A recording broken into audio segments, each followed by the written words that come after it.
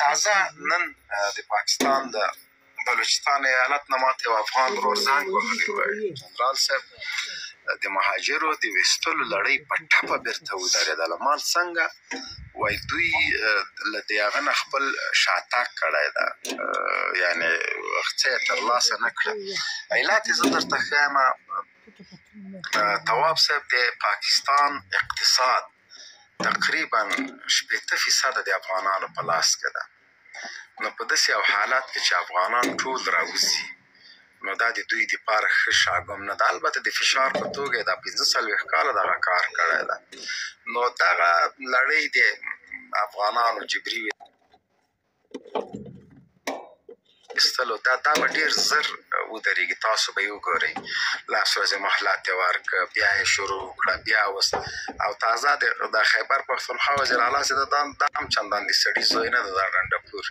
دا صرف د ایسای یا د پاکستان د حکومت هغه غوښتنې چې دا د ده په طریق یا ورته وایي چې موږ افغانان به نه وځي، بیا وایي چې وځي به. اوس تازه نو د همدغه طریقه پاکستان خپله نه وایي، فوز یې نه وایي، سیاسون یې نه وایي، د همدغه ډنډپور له طریقه وایي چې بس موږ نه منو، افغانان دې نه وځي، ځکه چې تر ټولو زیات تاوان یې همدغه 2 صوبو ته ده چې افغان مهاجرین وځي. خو زه دا وایم چې عبدالله صاحب تر کله به افغان مهاجر وي.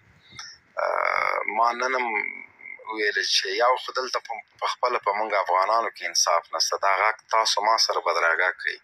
څار له اوسه د کورونو کرایې اوچتې شوي دي. تواب صاحب چې دا ډېر دا بس په بټۍ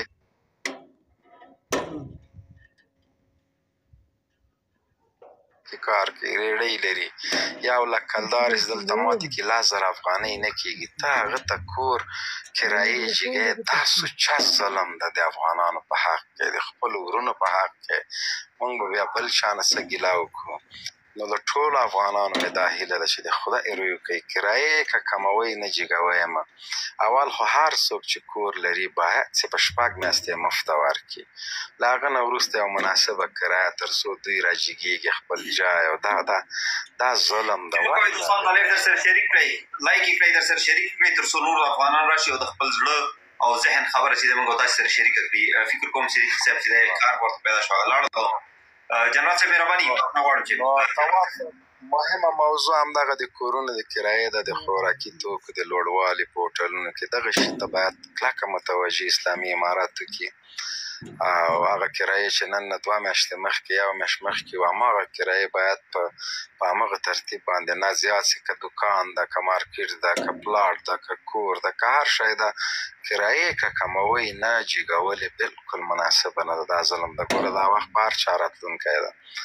بل هغه افغانان وروڼه چې ځای لري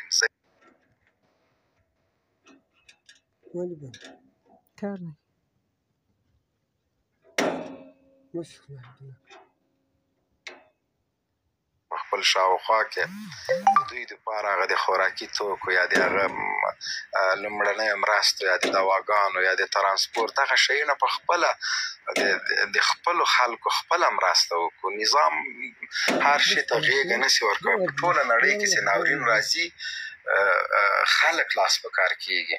نو راځئ چې دغه خلکو ته دا وارې داسې کار وکړو. تواب صاحب مخکې چې څوک راغلي په روز کالیفورنیا اکثریت یې بېرته لاړل. نو پاکستان او د سپکو ډنډ خدای دې دوی تباه او برباد کړي. نو دا وارې د مهاجرین فیصله وکړي چې راسي. او دلته ځینې قراردادي شرکتونه دي تواب صاحب، هغوی کولی شي چې د خلکو ته په ډېر مناسبه نرخونو باندې کورونه جوړ کړي، په کرایه ورکړي خپل د تجارت دپاره.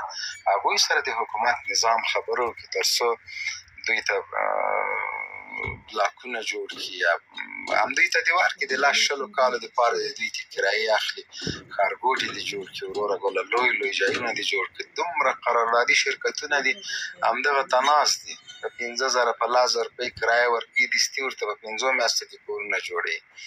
نو دغه سره د خبره وشي او په مختلفو ولایاتو کې دا پروژې عملي شي، په ولسوالیو دې تقسیم شي، زراعتي مځکې دې ورکول شي. یوازې خوشتپانه چې د افغانستان هره سیمه او بل تر ټولو مهمه دا ده تواب صاحب سره راځئ موږ هم د علي د فشار په توګه د کونړ په ډیم باندې په بند باندې کار شروع کړو. حکومت ته ووایو څه وخت به یې شروع کوئ، څه وخت به ډیزاین کوئ، څه وخت به عملي چارې پیلېږي. تیږه لرو، سیمټ لرو، سیخ ګول لرو، مزدور لرو، وروره مځکې لرو، ټوله ګټه ده وروره. ایسته به میان پکې ساتو که نور څه نه مننه جنرال صاحب محترم. راستر اوسه تاسو ته بېرته بیا راګرځو. تاسو سره اوس د نورو دوستانو څخه به هم وورو. سره د یو کامنټ والا ته لیکم، جنید اکبر ته لیکم، وایم ورته هغه لیکي لعنة الله علی الکاذبین، آمین، ثم آمین. خو بېرته ورسره دا هم درته چې لعنة الله علی المنافقین یقینا. او دلته د هر مسلمان هدف اوسېږي چې تاسې هغې ته لیکئ لعنة الله علی الکاذبین. هغه ستاسو څخه زیات پر دې باندې باور او ایمان او عقیده لري او هغه نه غواړي چې